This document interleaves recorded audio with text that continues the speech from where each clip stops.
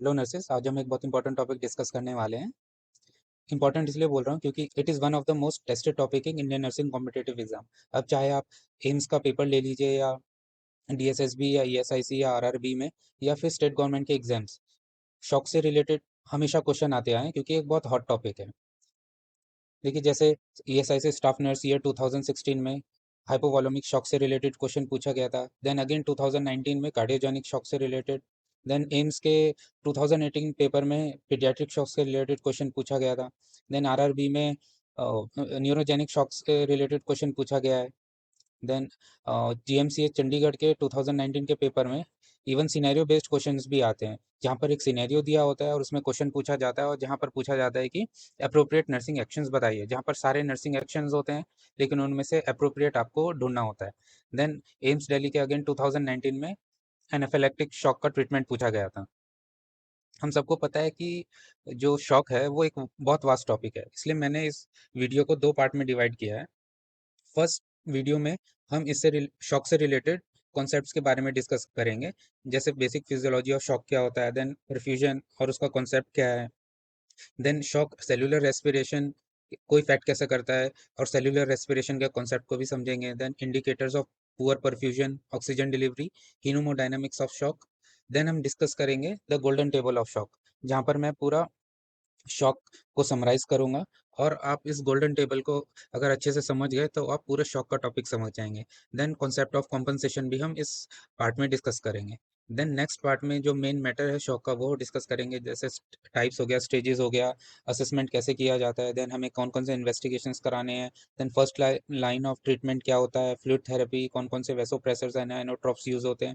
Then last में इस part के हम शॉक से रिलेटेड एमसीक्यू सॉल्व करेंगे, ताकि आपको एक ब्लूप्रिंट मिले कि कैसे क्वेश्चंस आते हैं और हमें उसको कैसे अप्रोच करना है और उसको सॉल्व कैसे किया जाता है। चलिए हम वीडियो में आगे बढ़ते हैं और शॉक को हम डिस्कस करते हैं। तो चलिए सबसे पहले हम शॉक को एक सुपरफिशियली देख लेते हैं कि होता क्या है। तो शॉक को समझाने के लिए मैं एक एनालॉजी यूज करता हूँ। सबसे पहले आप अपनी स्क्रीन पे एक इमेज देख सकते हैं। इस इमेज में एक तरफ है फैक्ट्री। फैक्ट्री का काम होता है मैन्युफैक्चर करना और उसके लिए उसको ज़रूरत होती है एनर्जी एंड रॉ मटेरियल्स की। तो ये एनर्जी एंड रॉ मटेरियल्स इस फैक्ट्री के पास एक बहुत ही सोफिस्टिकेटेड सिस्टम के थ्रू पहुंचाया जाता है। जैसे किसी भी फैक्ट्री के लिए सबसे इंपॉर्टेंट रॉ मटेरियल क्या होता है? पानी, जो उसको बहुत ज़रूरत होती है डे टू डे सर्वाइवल के लिए। तो पानी फैक्ट्री तक पहुंचाने के लिए जो सिस्टम है उसमें क्या क्या कंपोनेंट्स होते हैं? सबसे पहला हमारे पास होना चाहिए टैंक विद वाटर। अगर पानी ही नहीं रहेगा तो आप पहुंचाएंगे क्या? ठीक है। सेकंड, आपके पास पानी तो है लेकिन पानी को पंप करने के लिए आपको चाहिए एक मोटर। एंड थर्ड, ये जो पूरा कम्युनिकेशन होगा ये होता है थ्रू पाइप्स, जो पानी को फैक्ट्री तक ले जाएंगे। तो ये तीन मेजर कंपोनेंट्स हैं इस सिस्टम के, जो पानी हमें फैक्ट्री तक पहुंचाने में हेल्प करती है। ऐसे ही हमारी बॉडी भी होती है। हमारी बॉडी भी एक फैक्ट्री की तरह है। फैक्ट्री की जगह हमारी बॉडी में होते हैं सेल्स एंड टिश्यूज, और ये सेल्स एंड टिश्यूज का काम क्या होता है? एटीपी जनरेट करना, ताकि बॉडी के लिए मेटाबॉलिक नीड्स कवर की जा सके। And second is tank with water. इसको सिग्निफाई करता है हमारा सर्कुलेटिंग ब्लड वॉल्यूम।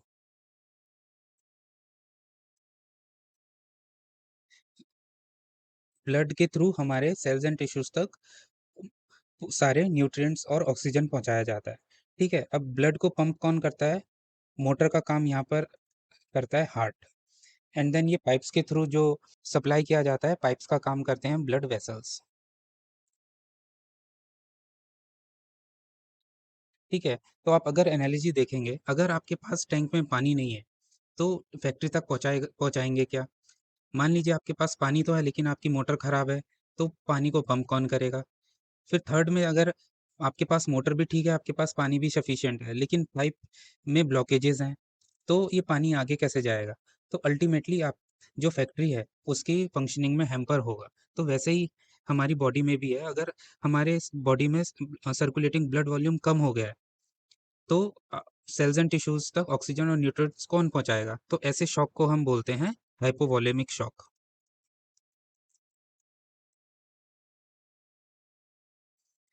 ठीक है। सेकंड पॉइंट है हार्ट। हार्ट अगर फेलियर हो गया है, हार्ट अच्छे से पंप नहीं कर पा रहा है, सो ब्लड फिर से टिश्यूज तक नहीं पहुंच पाएगा, तो ऐसे शॉक को हम बोलते हैं कार्डियोजेनिक शॉक।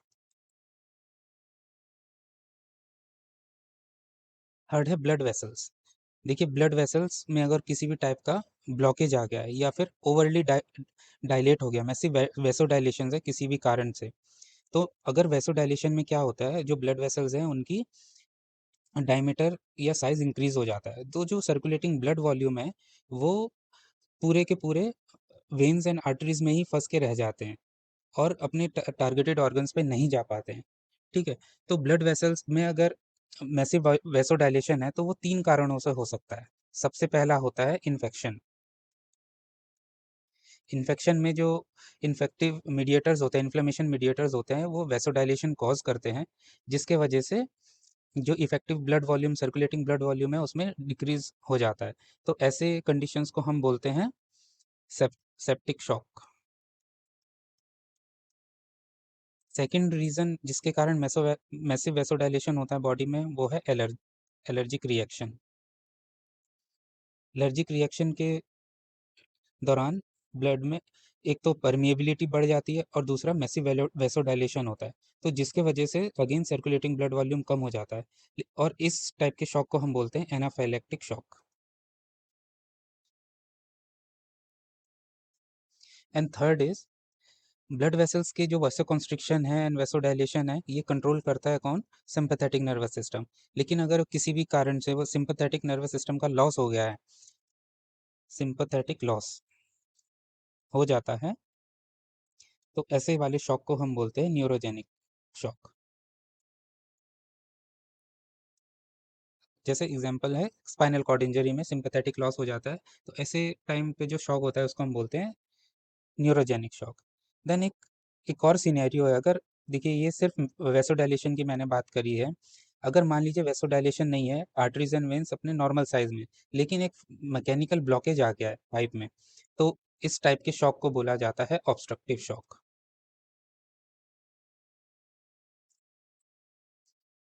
जैसे कोई एम्बोलिज्म वगैरह हो गए हैं, तो ऐसे शॉक को हम बोलते हैं ऑब्स्ट्रक्टिव शॉक। अब देखिए रीज़न कुछ भी हो, चाहे सर्कुलेटिंग ब्लड वॉल्यूम कम हुआ हो या हार्ट पंप अच्छे से नहीं कर पा रहा हो एमआई के कंडीशन में, या फिर ब्लड वेसल्स में इन्फेक्शन या एलर्जिक रिएक्शन के थ्रू मैसिव वेसोडाइलेशन है, लेकिन इसका अल्टीमेट इफेक्ट कहाँ पड़ता है? हमारे सेल्स एंड टिश्यूज़ में। सेल्स एंड टिश्यूज़ में क्या इफेक्ट पड़ता है? यहाँ पर ब्लड सप्लाई कम हो जाता है, और उस ब्लड सप्लाई कम होने को हम लोग बोलते हैं, ये सारी कंडीशन क्या कॉज करती है? Decreased blood supply to cells and tissues. और अगर ब्लड सप्लाई डिक्रीज होगा, उसके सेल्स एंड टिश्यूज पे अच्छे से ऑक्सीजन और न्यूट्रिएंट्स नहीं पहुंच रहे हैं, तो सेल का it will cause cellular dysfunction. Cells अपना काम अच्छे से नहीं कर पाएंगे, और अगर ये प्रोलॉन्ग टाइम तक चलता रहा तो ये कॉज करेगा सेल डेथ और ऑर्गन फेलियर। तो देखिए ब्लड का मेन फंक्शन या सर्कुलेटरी सिस्टम का मेन फंक्शन क्या होता है हमारी बॉडी में? दो चीज होता है। फर्स्ट तो होता है डिलीवरी, एंड सेकंड होता है रिमूवल। डिलीवरी किसकी की जाती है? ऑक्सीजन एंड न्यूट्रिएंट्स की। और रिमूवल किसका किया जाता है? मेटाबॉलिक वेस्ट का।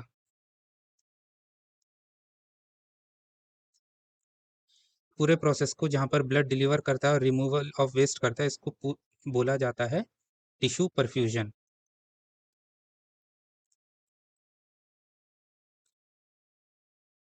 और शॉक की कंडीशन में यही टिश्यू परफ्यूजन हो जाता है हैम्पर। अब चाहे रीजन जो भी हो, हमने यहाँ पर पढ़ा टैंक, पंप, पाइप, जो भी रीजन हो, अल्टीमेटली उसका इफेक्ट होता है, जो ये टिश्यू परफ्यूजन होता है वो कम हो जाता है, या फिर ब्लड फ्लो डिक्रीज हो जाता है, जिसकी वजह से होता है इनएडिक्वेट टिश्यू परफ्यूजन। सो शॉक की अल्टीमेट डेफिनेशन आप यहीं पर समराइज कर सकते हैं कि shock is a state of circulatory failure resulting in इनएडिक्वेट tissue perfusion. अब ये परफ्यूजन होता क्या है और इसका पर्पस क्या होता है, हम आगे चल के पढ़ते हैं। तो जैसा हमने देखा कि शॉक का मेन प्रॉब्लम लो बीपी नहीं है, हाइपोटेंशन नहीं है। शॉक का मेन प्रॉब्लम है इनएडिक्वेट टिश्यू परफ्यूजन। तो ये परफ्यूजन होता क्या है?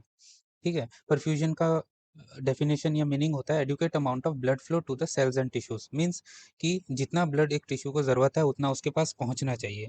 ठीक है, अगर वो टिश्यू तक उतना ब्लड पहुंच रहा है तो उसको हम टिश्यू को बोलते हैं एडिक्वेटली परफ्यूज। और लेकिन अगर नहीं पहुंच रहा है तो हम लोग उसको बोलेंगे हाइपोपरफ्यूजन और टिश्यू इज हाइपोपरफ्यूज्ड। और अगर हाइपोपरफ्यूजन है तो टिश्यू इश्यूमिया हो सकता है, और टिश्यू इश्यूमिया के बाद अगर ये क्रॉनिकली रहा तो सेल्युलर डिस्फंक्शन भी कॉज करता है।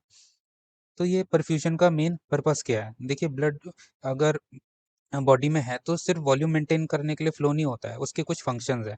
ठीक है, तो यहाँ पर दो मेजर फंक्शंस क्या है?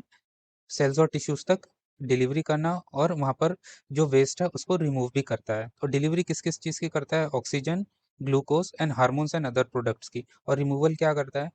वहाँ पर जो carbon dioxide as a waste product बना है उसको रिमूव करता है, एंड अदर मेटाबॉलिक वेस्ट को भी रिमूव करता है। देखिए, अगर शॉक में किसी को भी मेन कैरेक्टर हमें बनाना है तो वो क्या होता है? Oxygen. Oxygen is the main character in shock. और ऑक्सीजन की ज़रूरत क्यों है सेल्स एंड टिश्यूज को? To produce ATP efficiently. तो इसका मतलब क्या होता है? अगर एडिक्वेट ब्लड फ्लो है तो एडिक्वेट O2 डिलीवरी भी होगी, और अगर O2 डिलीवरी एडिक्वेट है तो मेटाबॉलिज्म जो सेल के अंदर चल रहा है वो इफेक्टिव होगा। और अगर इफेक्टिव होगा तो एटीपी प्रोडक्शन बहुत अच्छे से होगा। और एटीपी प्रोडक्शन क्यों ज़रूरी है? नॉर्मल सेलुलर फंक्शन के लिए। अभी हमने परफ्यूजन के बारे में पढ़ा, अब हम देख लेते हैं कि अगर परफ्यूजन ठीक नहीं है तो उसके क्या-क्या इंडिकेशंस देखने के लिए मिलते हैं। ठीक है, यहाँ पर देखिए इंडिकेशंस ऑफ हाइपोपरफ्यूजन क्या होते हैं। ब्रेन में क्या-क्या चेंजेस देखने के लिए मिलते हैं? Restlessness, confusion, altered consciousness. Heart में मायोकार्डियल इस्चीमिया हो सकता है, ईसीजी में चेंजेस आ सकते हैं।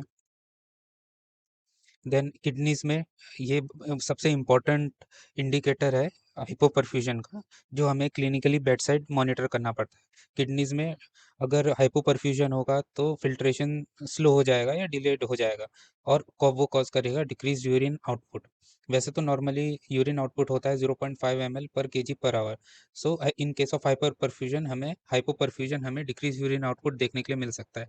स्किन हमें कोल्ड, प्लेल एंड क्लेमी जैसी दिखती है, एंड पेरिफेरल वेसोकंस्ट्रिक्शंस के कारण होता है ये। और अगर हम पेरिफेरी की बात करें तो हमें एक देखने के लिए एक इम्पॉर्टेंट साइन जो एमसीक्यू के रिलेटेड बहुत इंपॉर्टेंट है, वो है डिलेड कैपिलरी रिफिल, देखने के लिए यहाँ पर मिलता है। टॉक्स से रिलेटेड एक और इम्पॉर्टेंट कॉन्सेप्ट को हम डिस्कस कर लेते हैं। इसको बोलते हैं cellular respiration. Cellular respiration means cell need oxygen for efficient ATP production. ठीक है, अगर ऑक्सीजन का सप्लाई अच्छा है टिश्यूज तक, सेल्स तक, तो एटीपी प्रोडक्शन बहुत अच्छे से होता है, एफिशिएंटली होता है, ताकि जितनी भी मेटाबॉलिक नीड्स है सेल की वो पूरी की जा सके। देखिए, अगर ऑक्सीजन नहीं भी मिल रहा है तो भी सेल कोशिश करता है एटीपी प्रोड्यूस करने के लिए, लेकिन उसके लिए जो पाथवे लेता है वो बहुत ही डिफिकल्ट हो जाता है और बहुत कॉम्प्लिकेटेड चीज़ है और इनएफिशिएंट तरीका है। तो हम दोनों सिनेरियो यहाँ पर डिस्कस कर लेते हैं। इन प्रेजेंस ऑफ ऑक्सीजन जो रेस्पिरेशन होता है उसको हम बोलते हैं एरोबिक रेस्पिरेशन। तो उसकी इक्वेशन कुछ ऐसी है, C6H12O6, इसको हम बोलते हैं ग्लूकोज। This is glucose. ठीक है, in presence of oxygen gives water and carbon dioxide as waste product, carbon dioxide as byproducts and produces ATP। ठीक है, और यहाँ पर जो ATP प्रोड्यूस होता है वो 30 to 32 molecules of ATP produce होते हैं, जो कि एक बहुत ही एफिशिएंट तरीका है और सेल की जितनी भी मेटाबॉलिक नीड्स है उसको पूरा करने के लिए सफिशिएंट है। जो वाटर है वो तो एक्सक्रीट आउट हो जाता है via kidneys, and CO2 gets excreted via lungs. तो बचता है ATP, जो सेल की मेटाबॉलिक नीड्स पूरा करने के लिए सफिशिएंट है।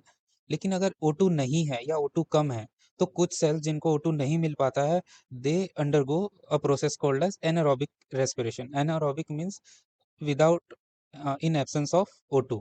तो उसकी इक्वेशन क्या होती है? जो ये भी ग्लूकोज है, तो glucose in absence of O2 produces two molecules of lactate and ATP. और यहाँ पर जो एटीपी प्रोड्यूस होता है वो मैं आपको बता दूं, सिर्फ 2 मॉलिक्यूल्स ऑफ एटीपी प्रोड्यूस होता है, जो कि बिल्कुल भी सफिशिएंट नहीं है सेल्स के मेटाबॉलिक नीड्स को पूरा करने के लिए। तो यहाँ पर जो सेल्स होते हैं वो एनर्जी क्राइसिस की मोड में चले जाते हैं, और अगर ये प्रोलॉन्ग रहा तो ये सेल डेथ भी हो सकता है। ठीक है, अब ये यहाँ पर जो लैक्टेट होता है ये एक एसिड, इसका ये एक एसिडिक इन नेचर होता है, ये जो मॉलिक्यूल है लैक्टेट का। और जैसे मैंने बताया यहाँ, जैसे हम डिस्कस कर रहे हैं, शॉक में इनएडुकेट टिश्यू परफ्यूजन है। मीन्स एक तो ऑक्सीजन डिलीवरी भी नहीं हो रही है, ऊपर से जो वेस्ट प्रोडक्ट यहाँ पर जनरेट हो रहा है उसका क्लियरेंस या उसका रिमूवल भी नहीं हो रहा है। तो अगर ये प्रोलॉन्ग समय से लैक्टेट यहाँ पर अक्यूमुलेट होता रहा, तो ये कॉज करता है मेटाबॉलिक एसिडोसिस, जो कि एक बहुत ही लाइफ थ्रेटनिंग कंडीशन होती है। और बहुत इंपॉर्टेंट कॉन्सेप्ट है जिसको हमें डिस्कस कर लेना चाहिए।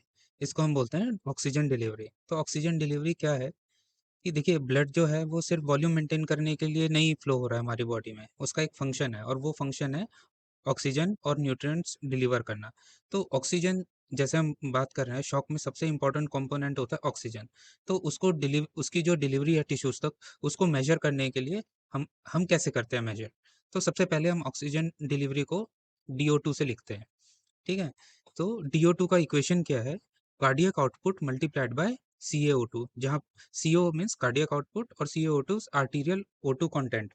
कार्डियक आउटपुट मीन्स क्या होता है? 1 मिनट में हमारा हार्ट कितना ml ऑफ ब्लड आउट कर रहा है, पंप आउट कर रहा है। और CO2 मीन्स जो आउट ब्लड पंप किया उसने, हार्ट ने, उसमें ऑक्सीजन कितना है। सो ऑक्सीजन डिलीवरी किस पे डिपेंड है कि एक तो ब्लड कितना पंप हो रहा है बाहर हार्ट से, और सेकंड कि उस जो ब्लड पंप हो रहा है उसमें ऑक्सीजन कितना है। तो आपको पता है कि कार्डियक आउटपुट का एक और फॉर्मूला है, heart rate into stroke volume. Heart rate means 1 minute में हार्ट कितनी बार बीट करता है, is heart rate. And stroke volume is एक बीट में कितना ml ऑफ ब्लड निकल रहा है। So this is called a stroke volume. For example, अगर किसी पेशेंट का हार्ट रेट है 70 बीट्स पर मिनट और उसका स्ट्रोक वॉल्यूम है 70 ml पर बीट, तो उसका कार्डियक आउटपुट कितना होगा? 74900 ml पर मिनट। तो दिस इज कार्डियक आउटपुट। ठीक है। कार्डियक आउटपुट, जैसे बताया, किन दो फैक्टर्स पे डिपेंड करता है? हार्ट रेट और स्ट्रोक वॉल्यूम। अगर इनमें से कुछ भी कम या ज़्यादा हुआ तो वो इंक्रीज करेगा कार्डियक आउटपुट को या इफेक्ट करेगा कार्डियक आउटपुट को। अगर हार्ट रेट इंक्रीज होता है तो कार्डियक आउटपुट इंक्रीज होगा, और अगर स्ट्रोक वॉल्यूम इंक्रीज होता है तो भी कार्डियक आउटपुट इंक्रीज होगा। और सेम, अगर दोनों डिक्रीज होता है, दोनों में से एक भी कोई डिक्रीज होता है, तो कार्डियक आउटपुट हमारा इफेक्ट होगा उसी मैनर में। सेकेंड कंपोनेंट है इस इक्वेशन का CaO2। CaO2 का फॉर्मूला है 1.34 into HB into SaO2 plus 0.003 into PaO2। ठीक है, आपको इतनी लंबी इक्वेशन से कंफ्यूज होने की जरूरत नहीं है, ना ही आपको इसको रटना है। मैं सिर्फ आपको कॉन्सेप्ट के तौर पे बता देता हूँ। HB तो हमें सब पता है, हम सबको पता है हीमोग्लोबिन होता है। तो देखिए, आर्टरी में ना O2 दो फॉर्म में रहता है, या फिर वो हीमोग्लोबिन के साथ डिफ्यूज रहेगा, ठीक है, जिसको हम बोलते हैं सेचुरेटेड हीमोग्लोबिन, और या फिर वो बहुत कम मात्रा में जो रहता है वो प्लाज्मा में डिसॉल्व रहता है। मोस्ट प्रोबेबली 99 जो परसेंट O2 रहता है वो हीमोग्लोबिन के साथ अटैच रहता है, सिर्फ 1% ही प्लाज्मा में डिसॉल्व होता है। तो यहाँ पर हम देख सकते हैं कि जो आर्टरी में O2 कंटेंट किन फैक्टर पे डिपेंड करता है? सबसे पहले HB, हमारे बॉडी में HB कितना है। फॉर एग्जांपल, एक एनीमिक पेशेंट है, भले ही उसका आप SpO2 नापेंगे तो 100% आ सकता है, लेकिन उसका HB क्योंकि कम है, तो ऑक्सीजन कैरिंग कैपेसिटी जो उसके ब्लड की है वो कम हो जाएगी। देन ये इधर है SaO2, मीन्स ये हमारा हीमोग्लोबिन कितना सेचुरेटेड है या कितना सेचुरेटेड है O2 से, this is called as SaO2। ठीक है, तो again this is link to HB। So आप बोल सकते हैं कि जो दो इंपॉर्टेंट फैक्टर है आर्टीरियल ऑक्सीजन कंटेंट को डिटरमाइन करते हैं, that is haemoglobin and plasma. और इसमें प्लाज्मा डिफ्यूज जो हीमोग्लोबिन रहता है, मैंने कहा, वो भी बहुत कम रहता है। तो आप मोस्ट प्रोबेबली बोल सकते हैं कि हीमोग्लोबिन पे ही पूरा ऑक्सीजन कैरिंग कैपेसिटी डिपेंड रहता है। अब यहाँ पर जो स्ट्रोक वॉल्यूम है, ठीक है, स्ट्रोक वॉल्यूम मैंने बताया क्या है, एक बीट पे कितना ml of blood heart eject out कर रहा है। ठीक है, तो वो तीन फैक्टर्स पे डिपेंड करता है। First is preload. प्रीलोड की how much blood is coming in, how much blood is entering heart. देखिए, हार्ट में ब्लड कहाँ से एंटर होता है? Inferior vena cava and superior vena cava, जो कि पूरे बॉडी से ब्लड को लेके आती है। ठीक है, मान लीजिए किसी ट्रॉमा के कारण अगर ब्लड लॉस हो रहा है, तो जो ये दोनों वेन्स है वो तक कम ब्लड ला पाएगी, तो मीन्स इसका क्या होता है कि प्रीलोड डिक्रीज हो गया। Then second term is contractility. Contractility क्या होता है? It is strength of heart pumping action. ठीक है, इसका मतलब हार्ट रेट बिल्कुल भी नहीं है, ये दोनों हार्ट रेट और कॉन्ट्रैक्टिलिटी बिल्कुल डिफरेंट वर्ड्स है, लेकिन हो सकता है किसी मायने में इंटर रिलेटेड हो। कॉन्ट्रैक्टिव मीन्स कितने एफर्ट से हार्ट पंप कर पा रहा है। फॉर एग्जांपल अगर किसी पेशेंट को एमआई हुआ है, उसकी जो मायोकार्डियम है वो डैमेज हो गई है, तो उसकी ऑब्वियसली कॉन्ट्रैक्टिलिटी पावर कम हो जाएगी, तो उसका हार्ट कम एफिशिएंट से ब्लड इजेक्ट आउट कर पाएगा, तो उसके कारण स्ट्रोक वॉल्यूम गिर सकता है। Third is after after load. ठीक है, आफ्टर लोड क्या होता है, तो यहाँ पर एक एग्जांपल से मैं समझा देता हूँ। For example this is chambers of heart, यह है लेफ्ट वेंट्रिकल और यहाँ है आउर्टा। ठीक है, तो ये जब यहाँ पर left ventricle blood blood pump करेगा एओर्टा में, तो यहाँ पर एम्प्टी स्पेस तो रहता नहीं है, यहाँ पर भी ब्लड रहता है। ठीक है, तो ये ब्लड में कुछ प्रेशर रहता है, तो इसको हम बोलते हैं SVR, systemic vascular resistance. Means अगर लेफ्ट वेंट्रिकल से ब्लड को अओर्टा तक जाना है, तो इस का जो यहाँ पर प्रेशर है उसको पार पार करके जाना पड़ेगा। मीन्स हार्ट को उतनी मेहनत करनी पड़ेगी। अगर यहाँ पर एम्प्टी स्पेस होता तो इजीली चले जाता, लेकिन क्योंकि यहाँ पर ब्लड रहता है, इसलिए जो लेफ्ट वेंट्रिकल को थोड़ा सा एफर्ट लगाना पड़ता है ब्लड पंप आउट करने में, तो उसको बोलते हैं आफ्टर लोड। ठीक है, how much resistance in eject blood ejection. ठीक है, हार्ट को कितने रेजिस्टेंस के अगेंस्ट पंप करना पड़ रहा है वो ब्लड आउट करने के लिए। अब SVR और जो आफ्टर लोड है वो काफी इंटरलिंक्ड टॉपिक्स है। ठीक है, यहाँ पर देख लेते हैं SVR क्या होता है। Systemic vascular resistance.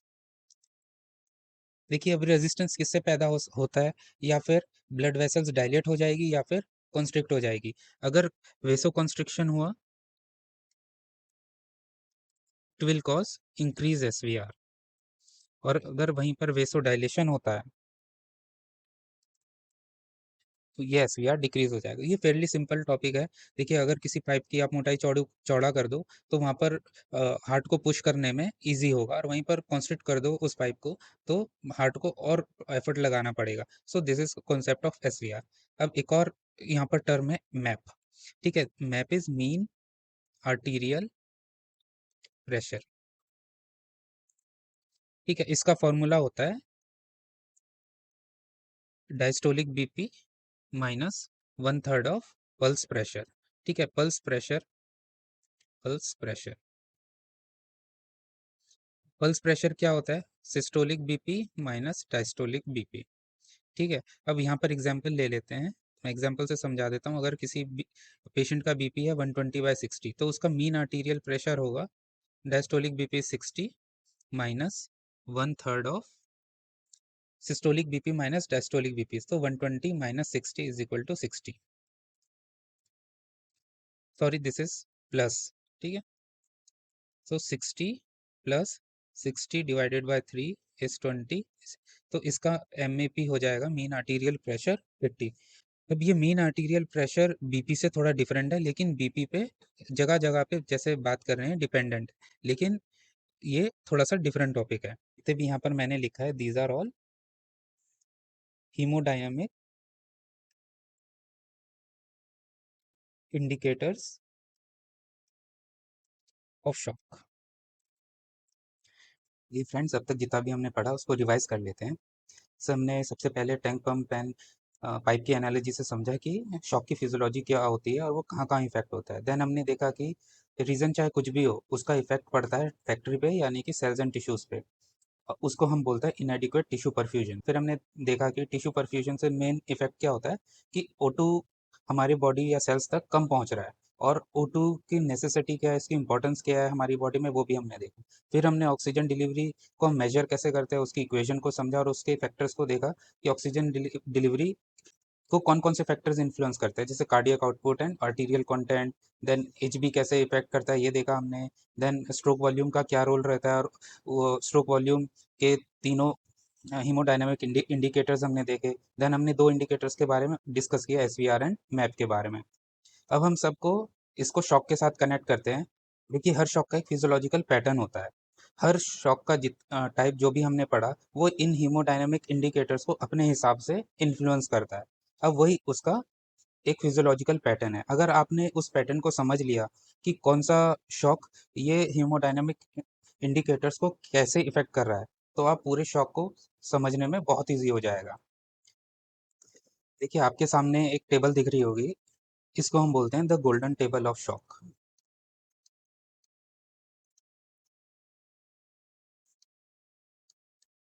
और इसमें हम क्या करते हैं, जितने भी डिफरेंट टाइप ऑफ शॉक है उसको हम एक एक्सिस में मैप करते हैं, और जितने भी हीमोडायनामिक इंडिकेटर्स हमने देखे, ये कौन से शॉक इस पैरामीटर्स को कैसे इफेक्ट करते हैं, हम इसकी स्टडी करते हैं।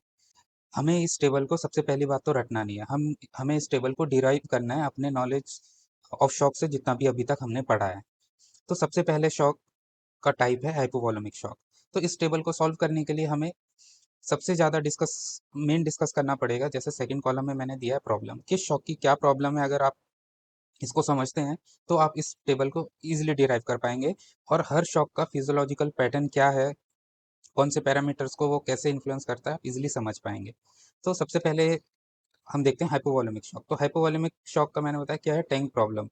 टैंक प्रॉब्लम मीन्स बॉडी में सर्कुलेटिंग ब्लड वॉल्यूम कमी हो गई। अब वो उसके रीजंस कुछ भी हो सकते हैं, for example haemorrhagic, non haemorrhagic, कोई भी कॉजेज हो सकते हैं। हेमरेजिक जैसे trauma, bleeding, then non haemorrhagic में excessive vomiting, diarrhoea, third space shift जिसमें इंट्रावेस्कुलर फ्लूइड इंट्रासेलुलर फ्लूइड में चले जाता है, इंट्रासेलुलर स्पेसेस में चले जाता है, जिससे सर्कुलेटिंग ब्लड वॉल्यूम कम हो जाता है। तो प्रॉब्लम इसका क्या है, फ्लूइड लॉस। फ्लूइड लॉस अगर होगा तो हमारी बॉडी में ब्लड ही कम है, तो हार्ट तक ब्लड ही कम पहुंचेगा। तो हार्ट तक ही ब्लड कम पहुंच रहा है तो उसको हम बोलेंगे प्रीलोड डिक्रीज हो गया है। अब हार्ट तक ही ब्लड कम पहुंच रहा है तो आउटपुट भी कम होगा ऑब्वियसली, तो आउटपुट भी डिक्रीज होगा, कार्डियक आउटपुट। लेकिन जब कार्डियक आउटपुट डिक्रीज होता है और हमारी बॉडी में परफ्यूजन अच्छे से नहीं होता है, तो हमारी बॉडी एक कॉम्पनसेटरी मैकेनिज्म को एक्टिवेट कर देती है, सिंपैथेटिक नर्वस सिस्टम एक्टिवेट हो जाता है। और वो सिंपैथेटिक नर्वस सिस्टम क्या करता है, एक तो हार्ट रेट इंक्रीज करता है, एक कॉन्ट्रेक्टिलिटी इंक्रीज करता है, एंड थर्ड वेसो कॉन्स्ट्रिक्शन करता है। ये तीनों के कारण क्या होता है, हमारा बीपी, जो फ्लूइड लॉस के कारण बीपी ड्रॉप हो रहा है उसको मेंटेन करने में हेल्प होता है, एक टिश्यू परफ्यूजन को मेंटेन करने में हेल्प करता है इन वाइटल ऑर्गन्स। अगर कार्डियक आउटपुट डिक्रीज हो रहा है तो हमारे बॉडी का कॉम्पनसेटरी मैकेनिज्म कॉन्स्ट्रिक्शन को इंक्रीज करेगा, तो एसवीआर भी इंक्रीज होगा। And SVR is directly related to afterload. अगर एसवीआर इंक्रीज हो रहा है तो आफ्टरलोड भी इंक्रीज होगा। देखिए यहाँ पर कॉन्ट्रैक्टिलिटी में कोई भी इफेक्ट नहीं रहेगा, ये यहाँ पर नॉर्मल रहेगा, क्योंकि ये हार्ट की प्रॉब्लम नहीं है, ये ब्लड की प्रॉब्लम है। तो कॉन्ट्रैक्टिलिटी पे हो सकता है कि प्रोलॉन्ग अगर शॉक रहा तो हार्ट की मसल्स तक भी कम ब्लड परफ्यूजन होगा, लेकिन इनिशियली कॉन्ट्रैक्टिलिटी पे हार्ट की कोई भी इफेक्ट नहीं पड़ता है। देन मैप के बारे में मैंने बताया था कि मीन आर्टीरियल प्रेशर किस पे डिपेंड करता है, बीपी पे, and BP is closely related to cardiac output. तो अगर कार्डियक आउटपुट ही डिक्रीज हो रहा है तो हमारा मैप भी डिक्रीज होगा। तो हाइपोवॉल्यूमिक जो शॉक है एकदम क्लासिकल शॉक है, जो हम सोचते हैं अभी तक पढ़ते आए हैं समझते हैं, तो ये एकदम क्लासिकल इसके सिम्टम दिखते हैं। तो चलिए अभी हम सेकंड शॉक के टाइप को डिस्कस कर लेते हैं। Second one is cardiogenic shock.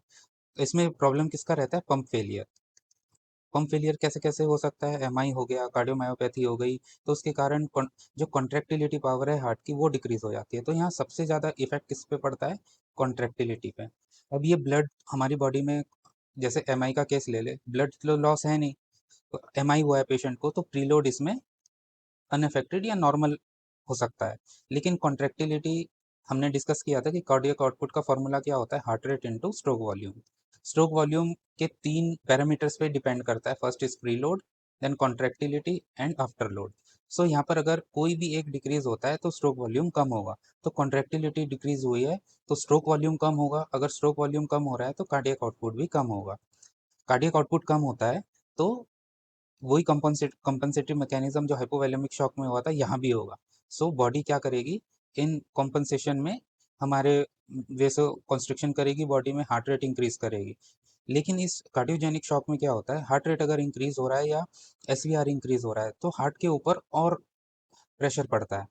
Heart already बीमार है एमआई के कारण, लेकिन कॉम्पनसेटरी मैकेनिज्म बॉडी का ऑटोमेटिकली एक्टिवेट हो जाता है सिंपैथेटिक नर्वस सिस्टम के थ्रू, एसवीआर को इंक्रीज करता है, जिसके कारण आफ्टर लोड भी इंक्रीज हो जाता है। आफ्टर लोड इंक्रीज का मतलब हार्ट के ऊपर प्रेशर और पड़ रहा है, जिसके कारण कार्डियोजेनिक शॉक और वर्स हो जाता है।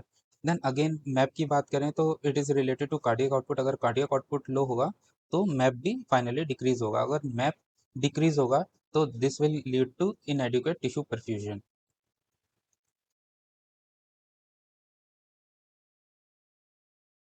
थर्ड टाइप ऑफ शॉक देख लेते हैं। दिस इज डिस्ट्रीब्यूटिव शॉक का फर्स्ट टाइप है सेप्टिक शॉक। सेप्टिक शॉक में क्या होता है, मैसिव इन्फेक्शन।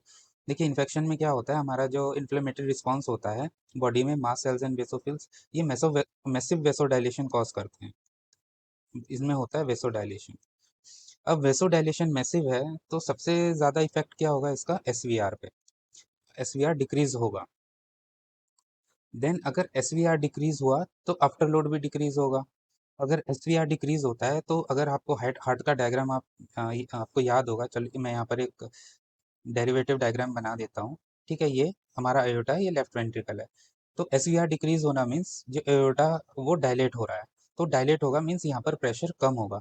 सो प्रेशर कम होगा मीन्स आफ्टर लोड भी यहाँ पर कम होगा। हार्ट के ऊपर इफेक्ट जो है रेजिस्टेंस का वो कम होगा। तो इसके कारण क्या होता है, कार्डियक आउटपुट इनिशियली तो इंक्रीज हो जाता है क्योंकि कॉम्पनसेट करना है उसको, कॉम्पनसेटरी मैकेनिज्म है। तो heart rate initially, cardiac output increase हो जाता है, लेकिन बाद में जैसे ये प्रोलॉन्ग्ड होते रहता है तो कार्डियक आउटपुट डिक्रीज भी हो सकता है क्योंकि इन्फेक्शन इफेक्ट मायोकार्डियम कॉन्ट्रैक्टिलिटी पे भी पड़ता है। देखिए क्योंकि यहाँ पर प्रॉब्लम इन्फेक्शन की है, ब्लड लॉस की नहीं है। तो प्रीलोड को हम ले सकते हैं कि इस पे कोई इफेक्ट नहीं होगा, ये नॉर्मल रहेगा या नॉर्मल रह सकता है। अब हम कॉन्ट्रैक्टिलिटी की बात करें तो एज सच सेप्सिस में कॉन्ट्रैक्टिलिटी उतना हैम्पर नहीं होता है, तो कॉन्ट्रैक्टिलिटी यहाँ पर नॉर्मल रहेगी। देन मैप की बात करी जाए तो MAP is directly related to cardiac output. अगर कार्डियक आउटपुट यहाँ पर फाइनली तो डिक्रीज ही होता है। इनिशियली जब सेप्टिक शॉक रहता है, पेशेंट वार्म रहता है ना, जब आता है वार्म रहता है तो वो कॉम्पनसेट कर रहा होता है, तो कार्डियक आउटपुट भले इंक्रीज हो सकता है, लेकिन जैसे जैसे स्टेज वर्स होती है तो कार्डियक आउटपुट भी डिक्रीज होता है, जिसके कारण एमएपी भी डिक्रीज होगा। अब हम next shock, type of shock की बात कर लेते हैं, that is anaphylactic shock. Anaphylactic shock में क्या होता है, हमारा जो इम्यून सिस्टम है वो पावरफुल मीडिएटर रिलीज करता है। तो इसमें दो चेंजेस होते हैं। एक तो होगा एसवीआर डिक्रीज होगा, क्यों, क्योंकि मैसिव वेसोडाइलेशन होता है। मैसिव वेसोडाइलेशन होता है जिसके कारण एसवीआर डिक्रीज होता है। और दूसरा होता है कैपिलरी लीक। कैपिलरी लीक के कारण क्या होता है, हमारा जो इंट्रावेस्कुलर फ्लूइड है, जो ब्लड है, प्लाज्मा है, वो शिफ्ट कर जाता है इंट्रासेलुलर या फिर एक्स्ट्रावेस्कुलर स्पेसेस में। तो इफेक्ट क्या होता है उसका, जो सर्कुलेटिंग ब्लड वॉल्यूम है वो डिक्रीज हो जाता है। तो इसका main problem वेसो dilation plus capillary leakage. तो massive वेसो dilation and capillary leakage के कारण क्या होता है, एक तो प्रीलोड भी डिक्रीज होता है और सबसे ज्यादा वेसो डायलेशन के कारण सेम इफेक्ट है, एसवीआर डिक्रीज होगा। एसवीआर डिक्रीज होगा तो इज द कॉम्पनसेटरी मैकेनिज्म। मैंने यहाँ पर बताया था आपको, कार्डियक आउटपुट इंक्रीज होगा क्योंकि हार्ट पे इफेक्ट कम पड़ रहा है मैसिव वेसोडाइलेशन के कारण।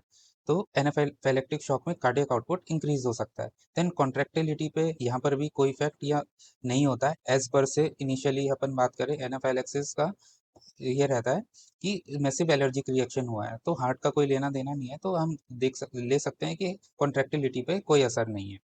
देन अगर मैप की बात की जाए तो यहाँ पर आप देख सकते हैं कार्डियक आउटपुट तो इंक्रीज है लेकिन प्रीलोड इसका डिक्रीज है।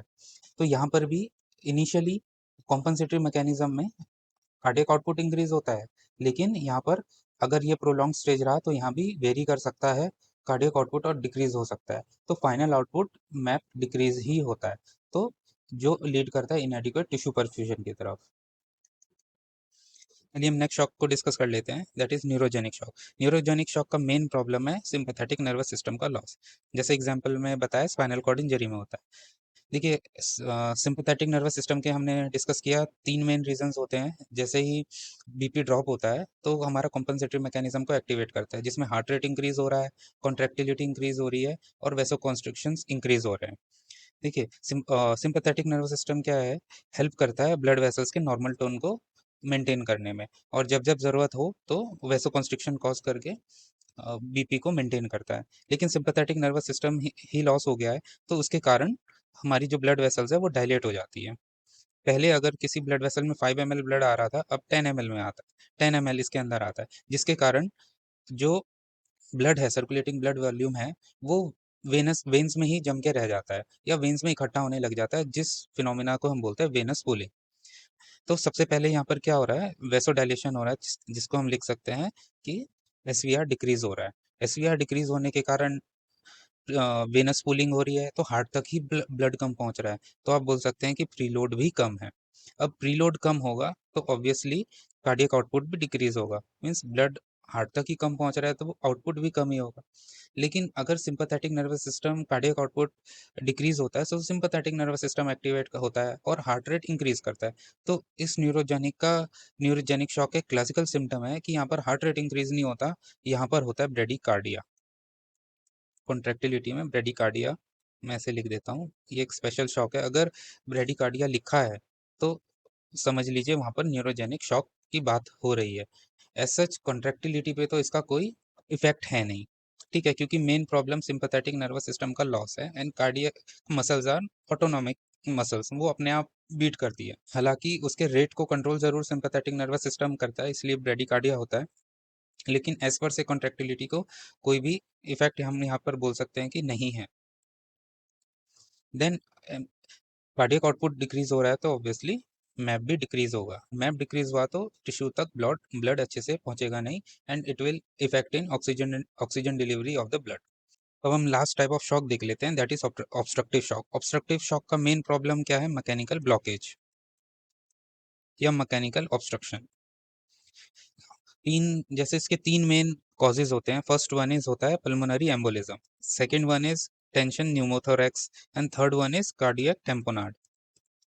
फॉर एग्जांपल पल्मोनरी एम्बोलिज्म में क्या होता है, जो ब्लड वेसल्स लंग्स तक ब्लड ले जा रही है परफ्यूजन के लिए या ऑक्सीजन डिफ्यूजन के लिए, वहां पर ब्लॉकेज हो गया है, एम्बोलिज्म हो गया है, चाहे वो एयर हो या फिर थ्रोम्बो एम्बोलिज्म हो, तो लंग्स तक ब्लड अच्छे से नहीं पहुंच पाता। लंग्स तक अच्छे से ब्लड नहीं पहुंचेगा तो क्या होगा, जो ब्लड है वो हार्ट में ही बैकअप होने लग जाता है।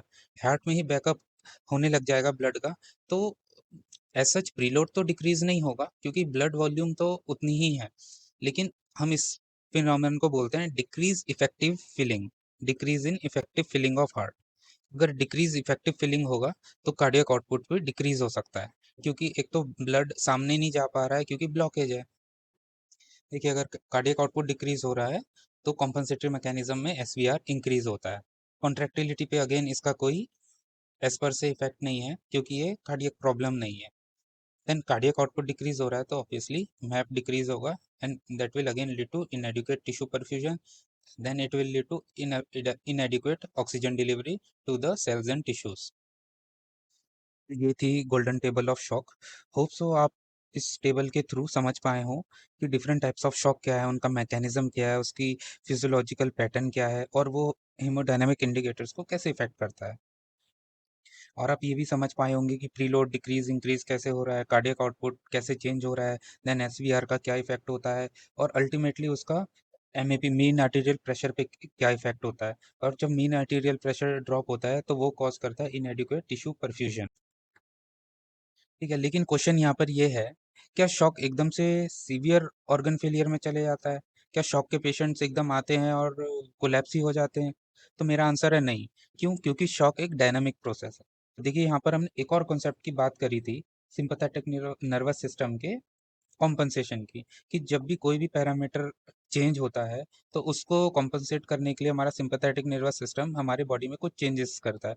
तो इन चेंजेस को हम बोलते हैं कॉम्पनसेशन। देखिए कॉम्पनसेशन का मतलब क्या होता है, जैसे किसी भी शॉक के कारण, किसी भी कॉज के कारण शॉक हो रहा है तो बॉडी उस कॉज को करेक्ट करने के लिए टाइम देती है और तब तक के लिए जो भी इंटरनल मैकेनिज्म्स होते हैं उसको एक्टिवेट कर देती है और बोलती है कि पेशेंट के इस कॉज ये कॉज के कारण शॉक में जा रहा है, इस कॉज को आप ठीक कीजिए, नहीं तो कॉम्पनसेशन फेल हो जाएगा। और कॉम्पनसेशन फेल हुआ तो पूरी बॉडी में उसका इफेक्ट ड्रास्टिकली होगा।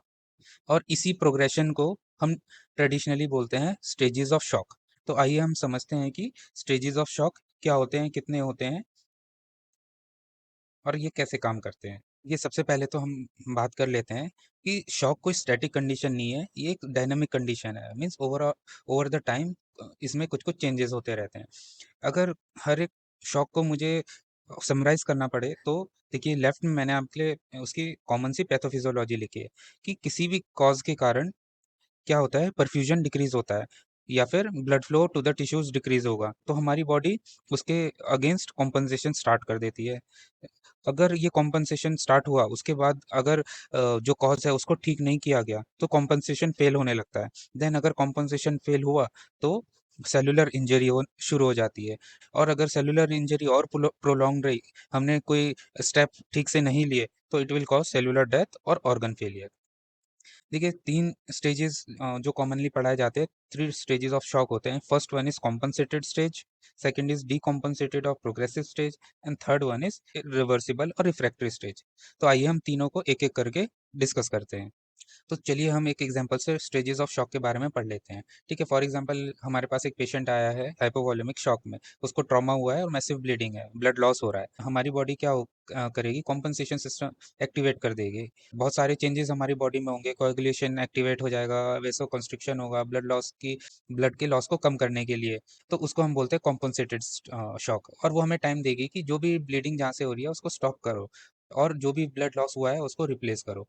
तो अगर वो रिप्लेसमेंट नहीं हुआ और हमने उस ब्लीडिंग को नहीं रोका, तो बॉडी चले जाएगी प्रोग्रेसिव स्टेज में, डिकम्पनसेटेड स्टेज में। अब वहाँ पर बहुत सारे डैमेजेस स्टार्ट हो जाते हैं, बहुत सारे केमिकल रिएक्शन स्टार्ट हो जाते हैं। अब फिर भी हमने यहाँ पर अप्रोप्रिएट एक्शन नहीं लिया, तो जो सेल होता है वो परमानेंटली डैमेज होने लग जाता है और इस स्टेज पे पहुंच जाता है कि अब आप कुछ भी कर लो, ये वापस रिवर्स नहीं हो पाएगा। तो फर्स्ट स्टेज है कॉम्पनसेटेड शॉक। तो जैसे हमारे पास हाइपोवॉल्यूमिक शॉक में पेशेंट आया, तो कार्डियक आउटपुट डिक्रीज होता है। तो कार्डियक आउटपुट के डिक्रीज होने से हमारी बॉडी में बेरो रिसेप्टर्स होते हैं एओर्टा वगैरह में, वो प्रेशर को सेंस कर लेते हैं और हमारा सिंपैथेटिक नर्वस सिस्टम को एक्टिवेट कर देते हैं। और सिंपैथेटिक नर्वस सिस्टम के एक्टिवेट होने से हमारी बॉडी में कॉम्पनसेशन स्टार्ट हो जाता है। उसमें 3 चेंजेस होते हैं। First one is heart rate increase हो जाता है, सेकंड इज वेसो कंस्ट्रिक्शन होता है जिसके कारण एसवीआर इंक्रीज हो जाता है, एंड थर्ड वन इज हमारे हार्ट की कॉन्ट्रैक्टिलिटी इंक्रीज हो जाती है। हार्ट रेट क्यों इंक्रीज हो रहा है? हमने पहले पढ़ा है कि cardiac output is equal to heart rate into stroke volume. अब हम जैसे हाइपोवॉल्यूमिक शॉक की बात कर रहे हैं, जो कार्डियक आउटपुट है उसका डिक्रीज हो गया है, मीन स्ट्रोक वॉल्यूम जो है उसमें डिक्रीज हुआ है। तो अब कार्डियक आउटपुट को उतना ही रखने के लिए इसको हार्ट रेट को इंक्रीज करना पड़ेगा। तो हार्ट रेट इंक्रीज करने से कार्डियक आउटपुट कुछ टाइम के लिए मैनेज किया जा सकता है ताकि एडुकेट टिश्यू परफ्यूजन हो सके। Then second is SVR. SVR क्यों होता है? तो एसवीआर क्यों होता है, देखिए एक कॉन्सेप्ट होता है जिसको हम बोलते हैं रीडिस्ट्रीब्यूशन ऑफ ब्लड। जब भी कार्डियक आउटपुट डिक्रीज होता है तो हमारी body compensation as a compensation क्या करती है, जितना भी ब्लड रिमेनिंग है in case of hypovolaemic shock, उसको रीडायरेक्ट कर देती है वाइटल ऑर्गन्स जैसे ब्रेन हार्ट की तरफ। अब रीडायरेक्ट कर देती है तो उसके कारण क्या होता है, पेरिफेरल में जो जितने भी ऑर्गन्स होते हैं, पेरिफेरल ऑर्गन्स होते हैं, वहां पर वेसो कॉन्स्ट्रिक्शन होता है। अब वेसो कॉन्स्ट्रिक्शन होने के कारण हमारा एसवीआर इंक्रीज हो जाता है। Vasoconstriction in peripheries causes increase SVR.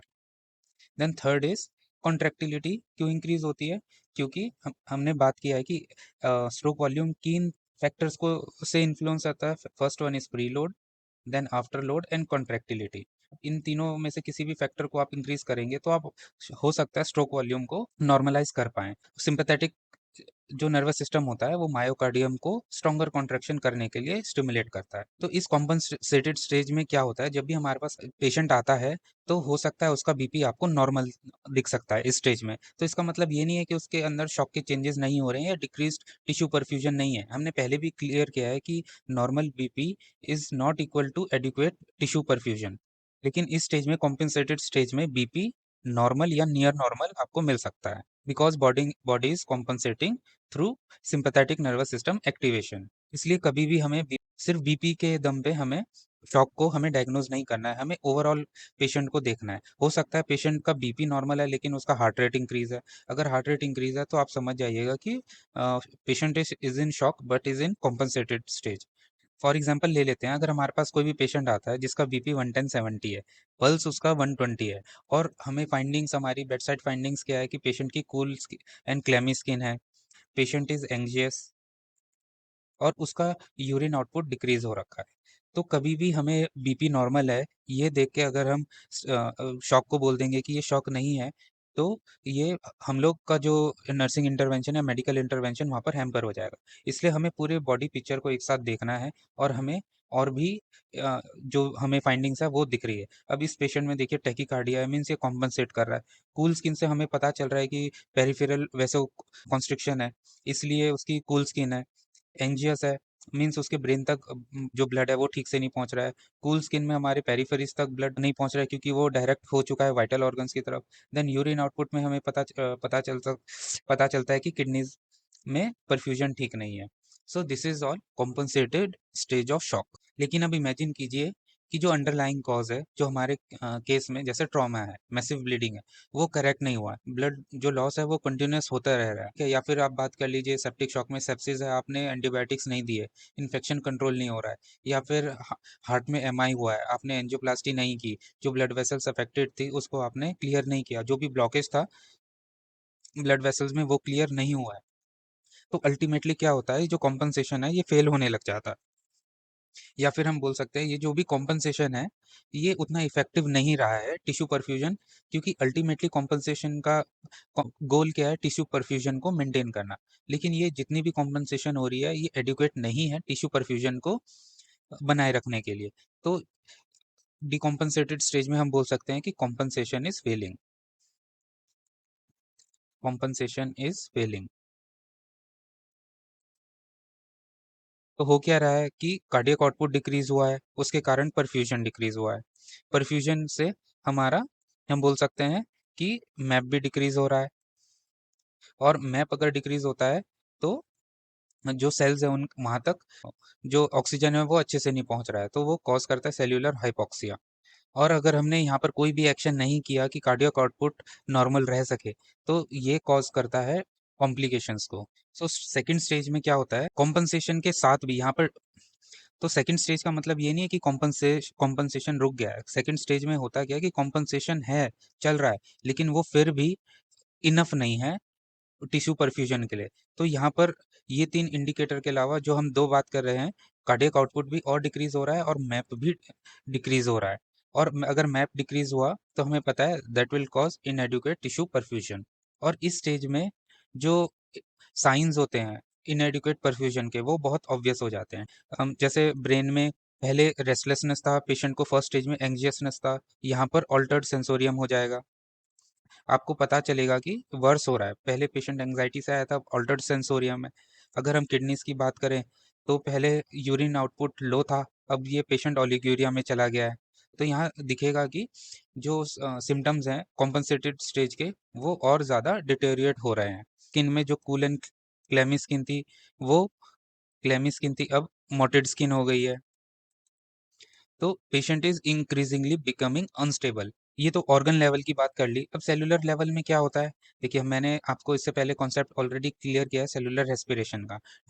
क्योंकि O2 नहीं मिल पा रहा है तो जो एरोबिक रेस्पिरेशन है वो कन्वर्ट हो जाता है एनारोबिक रेस्पिरेशन में।